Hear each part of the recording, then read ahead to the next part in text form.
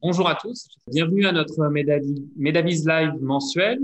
Ce mois-ci, nous vous proposons comme thème téléconsultation et langage des expressions faciales. Moi, je suis le docteur Nicolas Camus, je suis médecin généraliste et directeur médical de Medavis. Et nous avons le plaisir d'accueillir le docteur Françoise Courtaliac. Donc moi, je suis le docteur Camus, je fais mes études à Paris. Maintenant, je suis installé à Bordeaux, où j'ai mon cabinet, et j'accompagne Medavis depuis 2016. Je suis médecin généraliste depuis pas mal d'années. J'ai le titre de vice-présidente de l'UAPS Médecins Hauts-de-France et je suis vice-présidente du conseil départemental de l'Ordre de l'Oise. Et j'ai rajouté mes deux DU, peut-être un peu en lien avec ce qu'on aborde aujourd'hui, c'est-à-dire l'éducation thérapeutique et les thérapies cognitives et comportementales qui m'ont amené finalement à observer un certain nombre de choses pendant que je pratiquais des téléconsultations. Et écoutez, je suis en train de faire une démonstration en même temps de ce que permet de faire une téléconsultation par rapport à un travail actuellement présentiel.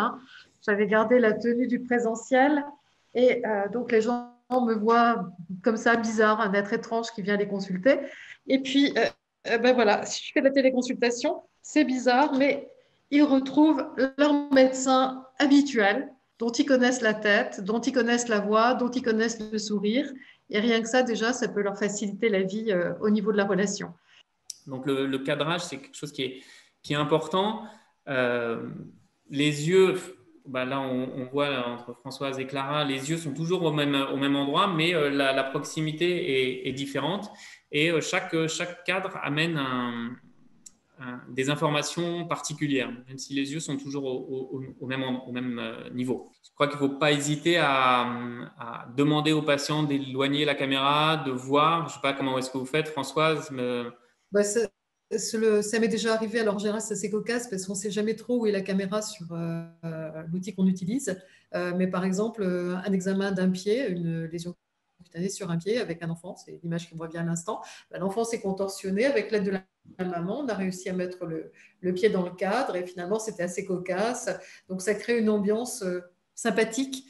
sur la visite, ça c'était sur le confinement, vous avez une expérience intéressante.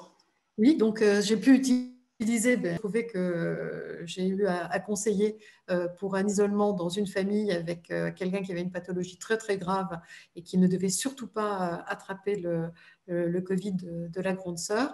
Et donc ça m'a permis avec la famille, puisque on participait à la visite, le père, la mère, la grande sœur et partiellement l'enfant malade, de faire un tour de l'appartement. On s'est déplacé, de voir comment c'était organisé, de leur expliquer comment ils pouvaient gérer, de les conseiller de manière bien plus appropriée que simplement au téléphone, il faut porter un masque, il ne faut pas être dans la même pièce, etc. Ensuite, donc finalement, tout ça nous permet parfois d'élargir la relation avec nos patients, mais il y a des petites choses à laquelle il faut faire attention, en particulier la confidentialité. Vous vouliez en toucher deux mots?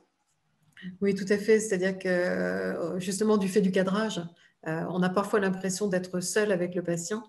Je sais que j'ai demandé, donc je sais qu'il y a un message proposant aux patients de se mettre en situation de confidentialité, mais selon où les gens, l'endroit où ils habitent ou l'endroit où ils se trouvent au moment où ils ont choisi de téléconsulter, puisque ça m'arrive de faire des téléconsultations, par exemple en voiture.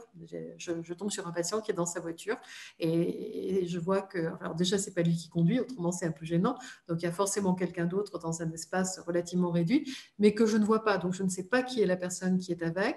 Si je pose la question, je peux être relativement indiscrète, donc c'est pas simple de savoir ça.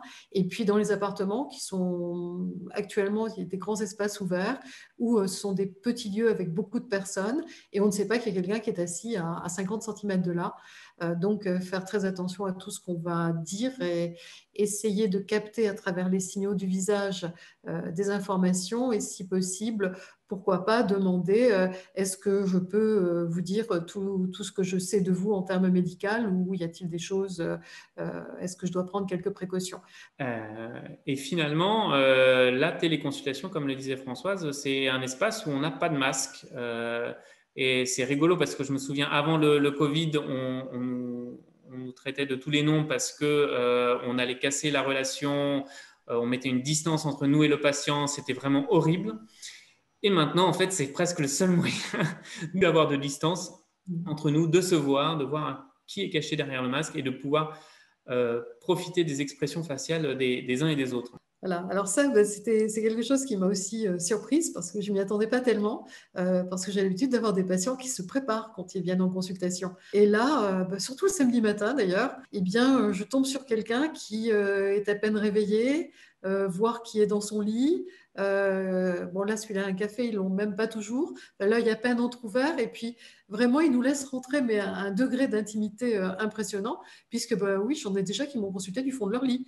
Donc, il y a une forme de préparation du patient qui est différente, ce qui fait qu'on peut rentrer en communication d'une autre manière et parfois obtenir des renseignements de santé que l'on n'aurait pas du tout lors des consultations. C'est pour illustrer un patient qui avait une lésion cutanée au niveau du scrotum et qui n'osait pas venir aux consultations la montrer.